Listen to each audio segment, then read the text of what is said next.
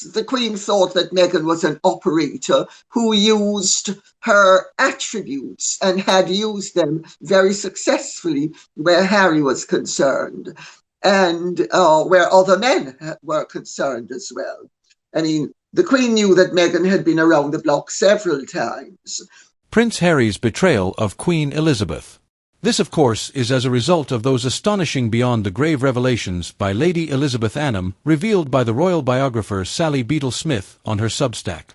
But I'm delighted now, and actually before I get to some of these specific, really damning quotes from people who are close to the late Queen. Lady C, can we just set this up from a macro point of view?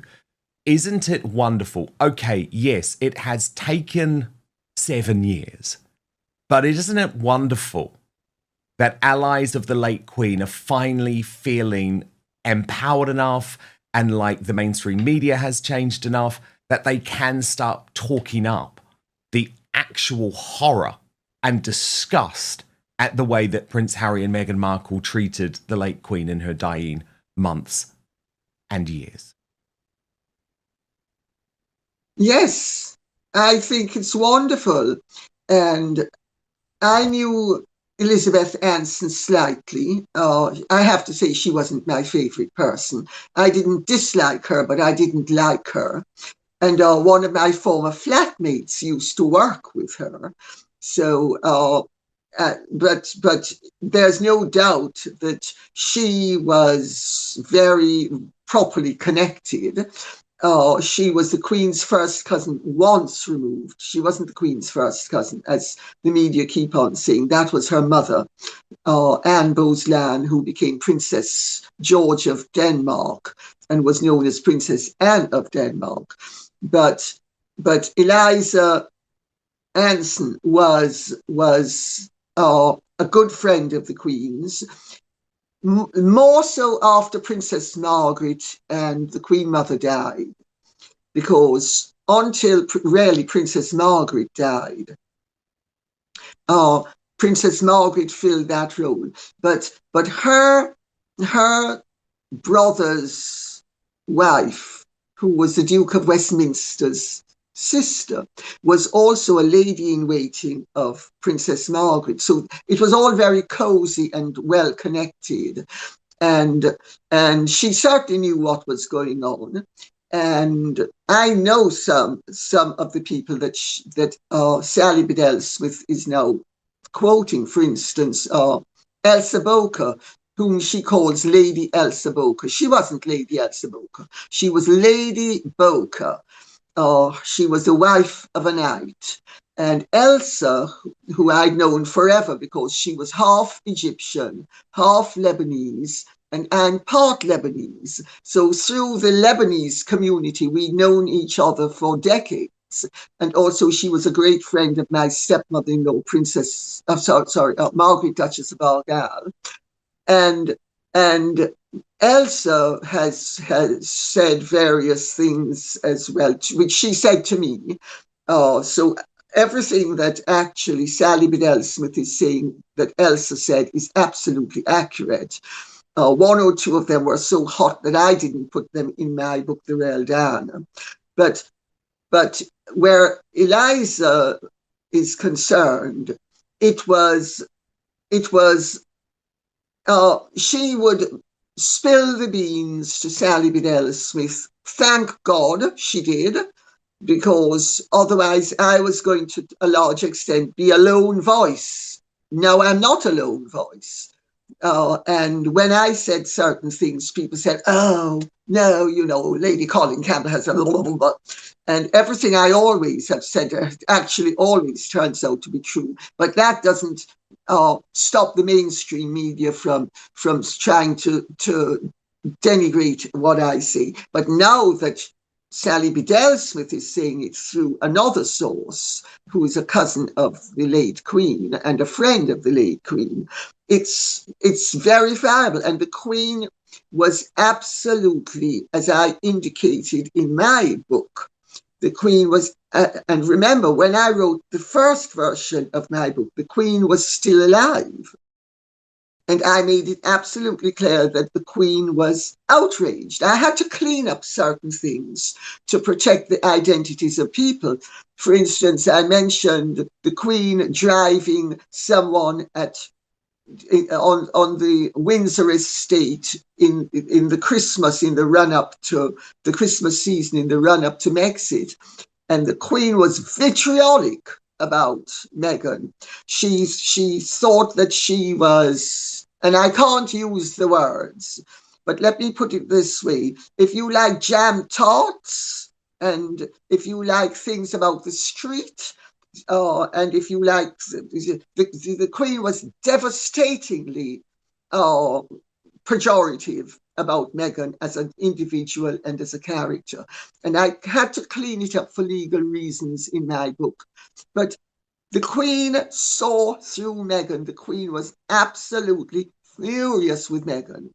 And the Queen, at that Christmas, before Meghan had actually had the unmitigated gall to say that the Queen doesn't own the word royal. And the Queen could not believe that she had given this girl, this scrubber with the most appalling reputation, that she had given her an opportunity.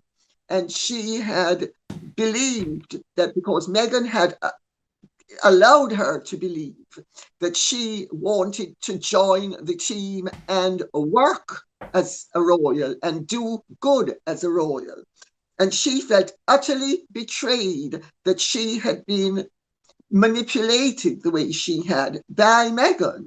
And she also felt betrayed that Harry had been manipulated and that Harry had voluntarily jumped on the bandwagon and slit the Queen's throat. Indeed. Lady C, are you suggesting that the late Queen thought Meghan Markle was a bit of a tart? Was a what? Bit of a tart. I don't remember how I cleaned it up in the book because I had to clean it up for legal reasons. I don't remember the right. I'd have to look at, because we had to change the wording. But yes, the Queen thought that Meghan was an operator who used her attributes and had used them very successfully where Harry was concerned, and where other men were concerned as well. I mean, the Queen knew that Meghan had been around the block several times. I mean, do you remember the Queen's expression during that wedding ceremony? I mean, thunder would have been more lightweight than the Queen's expression. Yeah, she thought she knew what Meghan was, and she was privately, and I need to skirt around these issues, Jan, to protect you as well, because for legal reasons, the Queen knew exactly what Meghan was, and by the time of Brexit, she had a large part of her measure, and after Brexit, she had an even larger part of her measure. And by the time the Queen died, she knew exactly what she was dealing with. She was horrified by the Oprah interview, but she was also horrified by the total callousness that both Harry and Meghan showed in saying that they believed that the royal family was allowing Prince Philip to fake his obvious demise, so to keep them from broadcasting that show. I mean, can you imagine how betrayed she felt? I mean, this was a grandson that she had loved and done. And by the way, also, one of the things she also objected to, I understand, is the lies that Harry and Meghan were broadcasting through their agents, that they had unlimited and perpetual access to her, and that they would be phoning her up and zooming her and the children and all the rest. It's All of that was absolutely, according to people the Queen told, totally untrue. They were simply abusing their relationship with her, and she knew it. Why do you think she absolutely refused to have any photographs of herself with that child, Lily, or any other photographs of herself with Archie? There are no photographs of the Queen. And she was also furious about the whole surrogacy business and all of the speculation and all of the antics surrounding that. She thought the whole thing stank to high heaven, but there was nothing, but her hands were tied, not only legally, but morally. Let's remember the Queen was the supreme governor of the Church of England. She was not only a queen, she also had a religious role to fulfill, and she was a devout Christian. But she, don't think for 1 second she didn't bitterly, and the word is bitterly, resent the way she and her position were being abused by Harry and Meghan. Absolutely. Very, very, very powerfully put, Lady C. And I think the fact that there was never a picture of her with her so-called namesake is something that will haunt Prince Harry and Meghan Markle forever, because it just proves what these insiders were all telling you. Now, let me go through what these new courtiers and friends have told Tom Sykes in the Daily Beast. He's the European editor-at-large, very well-connected man. One source, a former courtier, told the Daily Beast, ultimately the Queen felt betrayed by Harry. And when he and Meghan attacked the institution that she spent her whole life serving in the Oprah interview, that betrayal was complete. It was absolutely shocking to those of us that knew him that he would do that, not least because her husband was on his deathbed. The former staffer told the Royalist, the allegations of racism dismayed the Queen. To accuse an unidentified person within the family of racism, thereby casting the shadow of suspicion over everyone, was unforgivable in her eyes. That was what ultimately prompted her to issue the recollections may vary statement. Things were never the same after that. It was a horrific series of betrayals at the end of her life.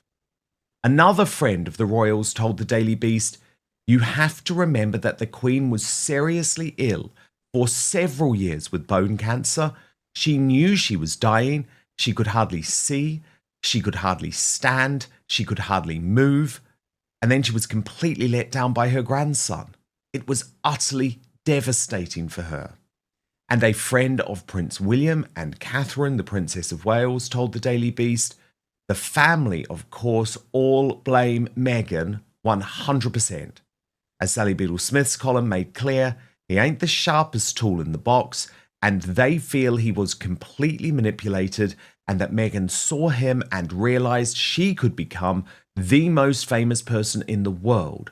Then the reality of what their boring royal life would be like sunk in, and she decided to ruthlessly milk it for all it was worth. That is their view. The friend of William and Catherine added, the family think it is a rerun of what happened with Wallace Simpson, and the only solution is to follow the same playbook. Exile worked before, and it will work again. So, Lady C, lots of fascinating things to pick up on there, but the first thing I just want to ask you about is this friend of the late Queen. And I think it was stark the way that they describe exactly how difficult it was for the late Queen in her dying days. Now, of course, we knew how much she was suffering at the time. We all wanted to respect the fact that she didn't want the public to know just how bad her cancer was, just how bad her eyesight was, just how bad her walking was. You know, she didn't want people to see her that way. But the fact that friends of the royals are now coming out and saying that was her reality paints a very, very stark picture of just how revolting what Prince Harry and Meghan Markle were putting her through really was. Yes, well, Dan, I'm sure you know that Tom Sykes is a friend of mine. Yes, His very, father very used to connected spend guy, isn't he? He's very well connected. The Sykes are one of the great aristocratic English families, and his father used to spend every weekend down here with me after he was widowed. And I know how well connected he is, and everything. And Tom is absolutely reliable and trustworthy. And everything that he is now saying, of course, is a variation of what I've been saying all along, because I have, although I don't ask him for his sources and he doesn't ask me for mine, it is possible that if they're not crossovers, there are certainly, they're all from the same world, let's put it this way, from the royal world and the aristocratic world, where people have been talking for some considerable length of time. And the Queen made her sentiments very clear to very many people. And I am delighted that it's all coming out now. But it was never going to come out before now, because notice the timing. The timing of all of this is following the Hollywood Reporter and the Vanity Fair exposés. Until certain people regarded it as safe, they were perfectly prepared to have me being a lone wolf in the wilderness with you and one or two other people saying this. But they were not prepared to back it up until they knew that the tide had turned, and that Meghan and Harry were being exposed for the traitors, the treacherous, really rather cruel and nasty people that they have shown themselves to be. So let's be quite clear about why it's happening now, but it is happening, and I am delighted it's happening. And it shows that the way the poor Queen was treated was abominable, absolutely abominable. And indeed, I don't know if you remember, but I'm the person who actually made the announcement of the Queen's death. Yes. I did it at 4:00. And Buckingham Palace then they were supposed to do it at 6:00, and they did it at 6:32, if I remember correctly. It might have been 6:31 because of shilly-shallying with Harry. But I was approached, and then I had the dilemma, and I checked with various, shall we say, people, and there was a great concern that Meghan was going to exploit the situation and come out with one of her nonsensical but very damaging and destructive announcements, like, oh, poor me, what left I've been abandoned and left here alone because I'm a proud, confident woman of colour and star of suits, and they don't want me because I've got black blood, and I'm not allowed to be at Granny's bedside, and everybody knows that I was Granny's favourite granddaughter and granddaughter-in-law. And to prevent her from doing that, it was recommended to me that I announce it. So once I had announced the Queen's death, Meghan was not going to be able to say, and look, and I've had to. And so we blocked her beautifully. Absolutely fascinating, and what history. Now, Lady C. But you know, Dan, may I say please, that please. It shows to what extent the poor royal family and the royal establishment have been hemmed in by Meghan Markle's malice. Yes. And her resourcefulness and her imaginativeness and her total lack of scruple, that this woman will do anything to grab column inches for herself, and has done anything. Yep.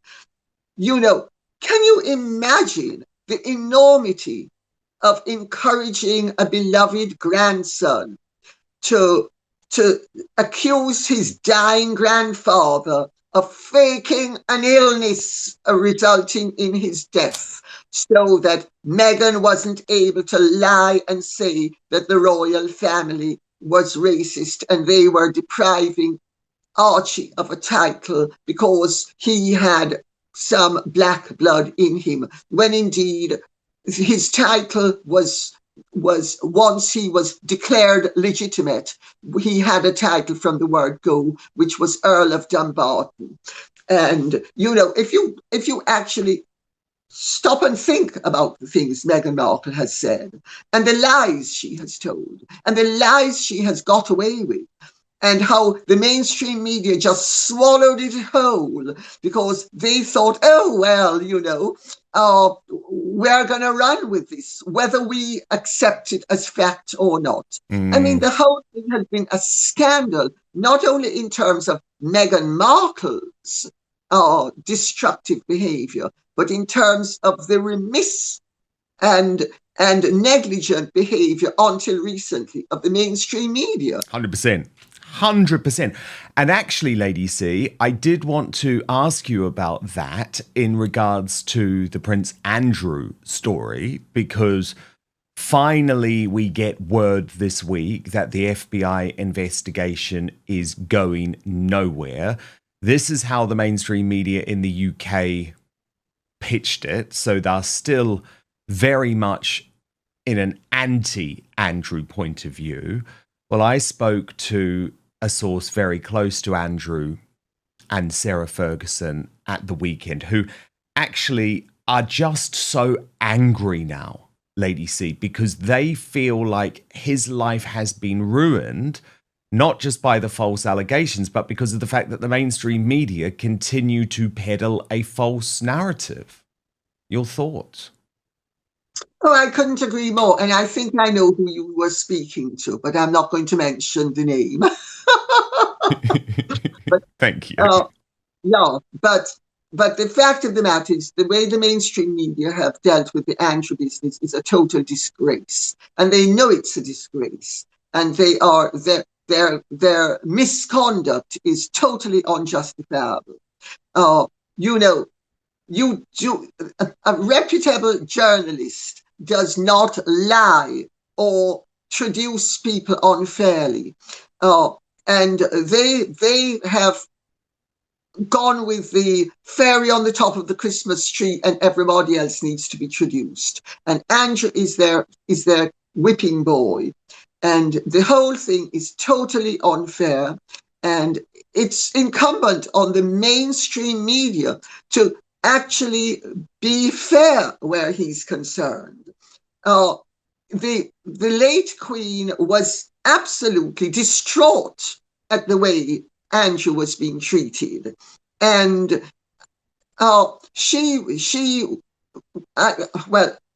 this is such this we could speak about this for 3 hours, so I'm going to cut it short and say that the fact of the matter is that if there was no list, why is Ghislaine Maxwell in prison? Mm-hmm. Yeah, right? A British woman is the only criminal connected to Epstein, Lady C. Yeah. The only two people who have suffered any consequences have been Andrew and Ghislaine Maxwell. Now, I don't think I know Ghislaine Maxwell. I say that because her mother used to live upstairs from me when we all lived in Lochmoor House. And I used to see her mother, who was a lovely woman, at Hetty Simpson's parties with various of the children. The truth is, I don't remember which ones I met and which ones I didn't. But I know many people who know Ghislaine very well. And Ghislaine Maxwell has no business being in prison. She is a scapegoat, and she has been scapegoated. And Virginia Giuffre was a prostitute who got a lot of money, and saying that she was trafficked excuse me, her father used to drop her to the airport for her to catch a plane to come to England and or link up with Jeffrey Epstein. Where is the responsibility? I mean, she was 17 years old when she met Epstein. She wasn't underage. She was 17 years old. And the way the British press have carried on about this is an absolute outrage. And I just am so appalled that poor Prince Andrew, who incidentally, I've met him. I don't really know him. I've met him a few times. I wouldn't even say I particularly like him. I don't dislike him either, but I don't like him. So I'm not defending him because I like him. We're not friends. Sarah I used to like rather more than I do now. Let's put it that way. But again, I have nothing against either of them. And Sarah, I think, has made regrettable errors of judgment and taste over the years. But she is good-hearted, so let's cut her some slack there. But Andrew has not made any of those errors. I mean, the fact that he has loyally stood by a bit of a disaster of an ex-wife should be commendable. It shouldn't be something for him to be traduced with. And the fact that he has a bit of an abrasive manner, that doesn't denigrate all the good that he did. And I hate bullies ganging up against anybody. You know, when I was growing up, I was bullied relentlessly. And I hate seeing people ganging up and bullying someone. And why is Andrew being bullied like this? Because the mainstream media think it sells papers and it gets them money. That's why they're doing it. They are totally disgraceful. The comments refer to long-standing online rumors suggesting that Meghan may have used a surrogate for one or both pregnancies. These rumors have circulated for years across social media and certain commentary platforms, but they have never been supported by evidence or confirmed by any official source. They remain speculation. What makes this version of the story particularly striking is the claim that the late Queen herself was aware of something and was reportedly upset. Because the Queen is no longer here to respond, this creates a powerful storytelling element that cannot be verified or challenged directly. It gives emotional weight to the rumor without providing proof. This phrase is dramatic and memorable. It suggests scandal, secrecy, and moral outrage.